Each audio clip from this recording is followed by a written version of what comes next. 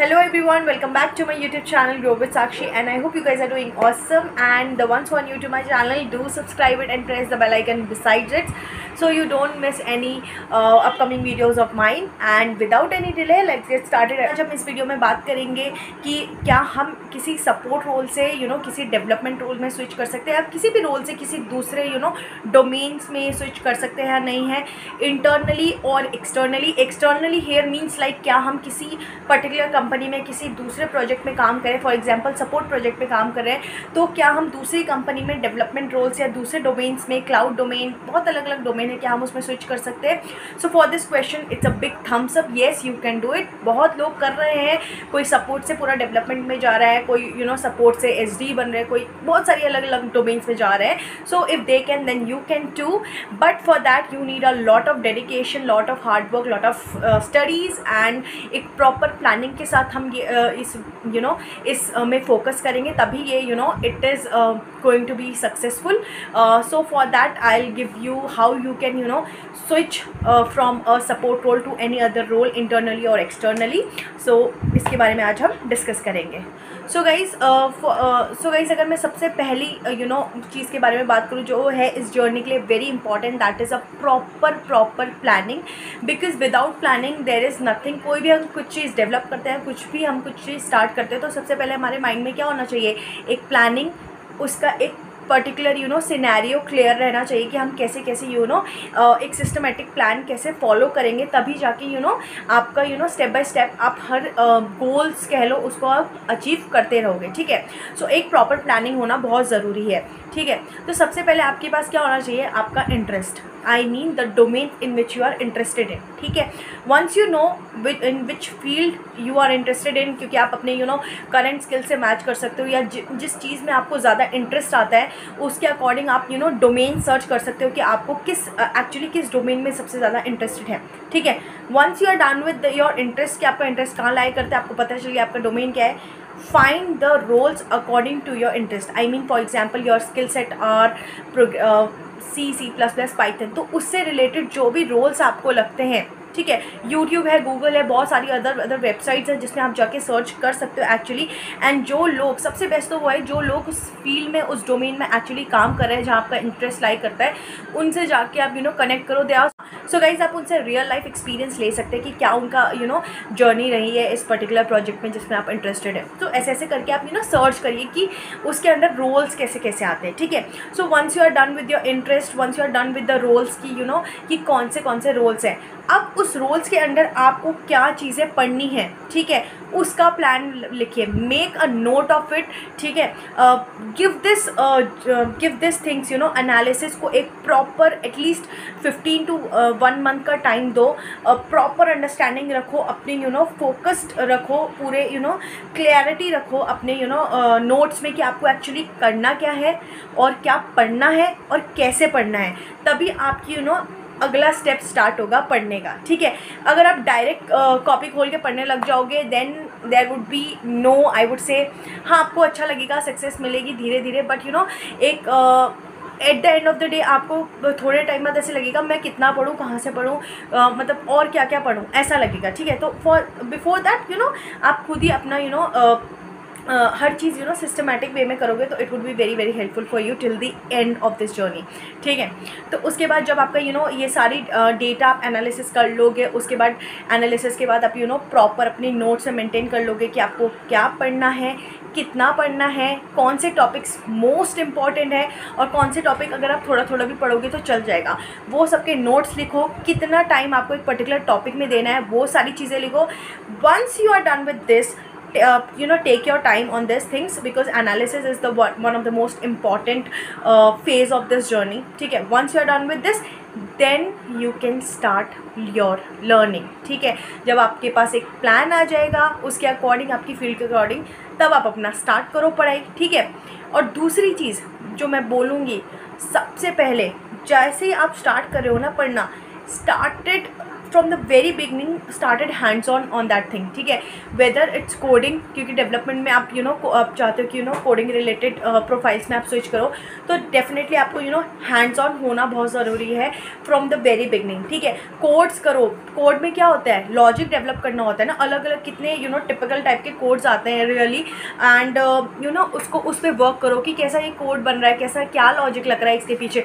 सो ये सारी चीज़ को ना आप स्टार्टिंग से ही शुरू कर देना, because at the time of interview अगर आप उससे पहले आप ये चीज़ें छोड़ दोगे ना, तो इंटरव्यू के टाइम में you will started forgetting things, कैसे लॉजिक बनता है, ना आपकी वो कैपेसिटी बहुत ना धीरे धीरे कम होती जाएगी कि हमें एक्चुअली करना कैसे है, ठीक है। तो कोडिंग एक ऐसी चीज़ है, आई वुड से डेली अगर हम प्रैक्टिस करते रहे, इट बहुत ज़्यादा सुधरती रहती है, बहुत ज़्यादा इम्प्रूव होती रहती है। एंड आई फील अगर एक पॉइंट पे आके रुक जाए तो बहुत ज़्यादा सारी चीज़ें दिमाग से निकल जाती है। सो आई वुड से ये तो आपको अपनी प्रैक्टिस में रखना है, and that's where we says that practice makes you perfect.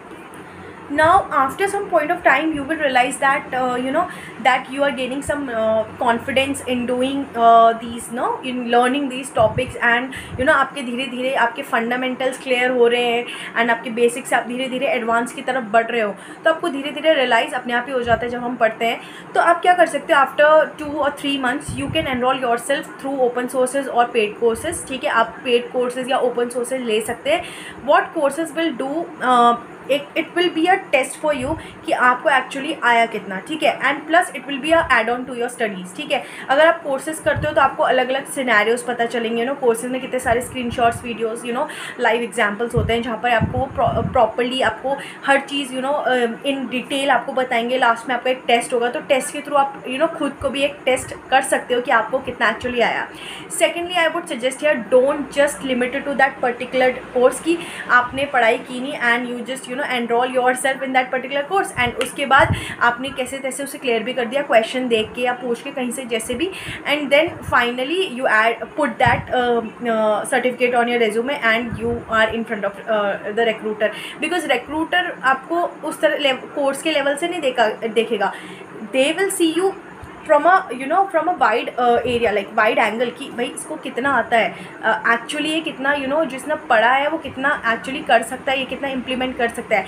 They will like put you in a situation and they will ask you question. वो कोर्स से रिलेटेड क्वेश्चंस नहीं पूछेंगे।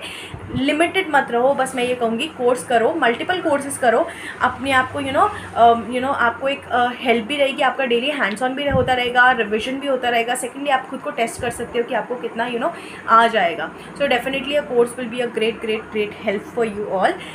Next जो मैं बोलूँगी कि जब आपको धीरे धीरे आपको कोर्सेज भी कर रहे हो, पढ़ भी रहे हो, एक लेवल पे आपको ऐसा आएगा, now you have a good understanding on a particular domain, and उसके बाद आपको लगेगा कि yes you are doing well in courses, you have learn very much so far, आपको बहुत ज़्यादा टॉपिक्स क्लियर हो चुके हैं।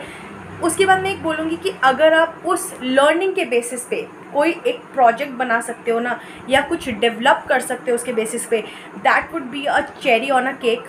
बिकॉज क्या होता है ना, अगर आप रिक्रूटर के पास जा रहे हो, ठीक है मैंने ये पढ़ा है, ओके, देन आपने कोर्सेज भी करे हैं, it you will be they will see you that you are limited to a theoretical knowledge, right. So उनको शो करने के लिए एंड खुद के भी खुद को भी टेस्ट करने के लिए आप ज़रूर, I would say, if you can then definitely go ahead one step and prepare something from what you have learned, ठीक है। It shows your dedication, it shows that you have actually learn something, and it shows that you know what you learn, right. आप उस चीज़ को बना सकते हो जो आपने पढ़ा है। सो ये आपका वो दिखाता है कि आप एक्चुअली में कितने एफर्ट करते हो और कितना आपको एग्जैक्टली प्रैक्टिकल इम्प्लीमेंटेशन का नॉलेज है, ठीक है। सो ये तो बहुत ही ज़्यादा एडवांटेज होने वाला है आपके लिए अगर ये आपके रेज्यूमे में ऐड ऑन हो जाता है, ठीक है। जब ये सारी चीज़ें after almost it will take time, after almost 6-7 months, it depends on you कि आप किस तरह टाइम देते हैं और कितना टाइम देते हैं।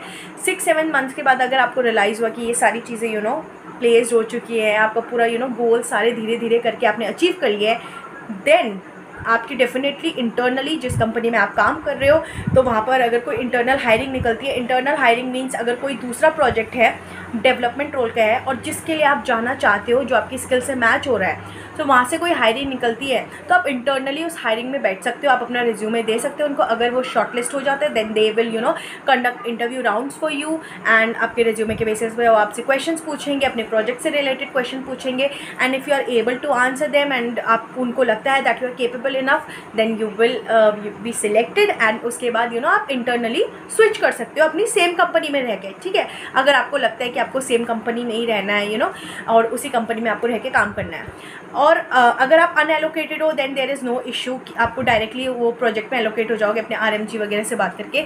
सेकेंडली, अगर आपको लगता है कि आप ऑलरेडी किसी प्रोजेक्ट में एलोकेटेड हो then you need to connect with your HR manager and leads, and you should ask for a release after that, and they will give you, because you have cracked the internal hiring, so they will give you, there won't be an issue, but आपको थोड़ा उनको reach करना पड़ेगा।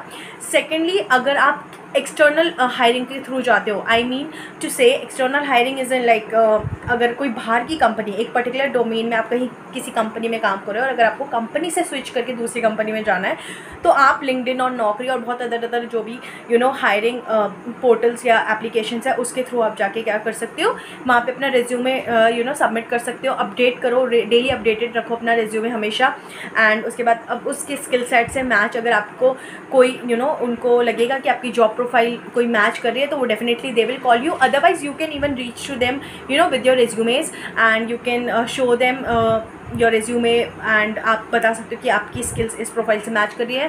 तो definitely अगर आपकी profile match करेगी they will schedule interview for you, and उसके बाद आप इंटरव्यू दीजिए, उसको आपने जितना पढ़ा है उनको show them what you have done in this complete 6 to 7 months of journey. आपने कितना लर्न करा है, क्या क्या चीज़ें पढ़ी हैं, क्या क्या डेवलप करी हैं, वो सारी चीज़ें दिखाइए। Definitely if they find you suitable candidates definitely they will going to hire you, no matter आप चाहे सपोर्ट से आते हैं, टेस्टिंग से आते हैं, किसी भी रोल में आप स्विच कर सकते हैं if you have proper understanding of that domain. Secondly, if you have a proper knowledge, proper practical implementation, and ये सारी चीज़ें कैसे आ सकती हैं डेडिकेशन के साथ, कंसिस्टेंसी के साथ। कंसिस्टेंसी किसमें? पढ़ाई में, लर्निंग में, ठीक है। सो आई होप गाइज आपको ये वीडियो हेल्पफुल लगी हो, एंड अगर लगी हो तो कमेंट पे ज़रूर बताएं कि लगी है, and if you want that I should prepare videos on specific topics do comment down, और किस किस टॉपिक में आपको वीडियोस चाहिए, एंड जो नीडी वंस है जिनको ज़रूरत है इस तरह की वीडियोज़ की उनके साथ शेयर भी कीजिए, and don't forget to like, share and subscribe my channel. Thank you so much, bye bye.